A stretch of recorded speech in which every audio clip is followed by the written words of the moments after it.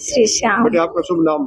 फूल देवी। फूल देवी। फूल देवी। बेटे कहाँ से आए हो? नोएडा सेक्टर 63 से। नोएडा से आए, यूपी से। हाँ। क्या बीमारी थी बेटा आज जब यहाँ? इस दर्द रहते थे पूरा पैरों में, एक तरफ से पूरे शरीर में दर्द? हाँ। अभी कितना आराम है? बहुत काफी आराम है अभी। 100 में से कितना आराम है? 90% आराम है। कैसा लगा बेटा इधर? बहुत अच्छा लगा, बाबा के चरणों तो बहुत अच्छे लगे। कितना बाबा ने कितने पैसे लिए आपसे? 1 रुपया भी नहीं लिए। लिया? नहीं बाबा। कितने साल देता ये?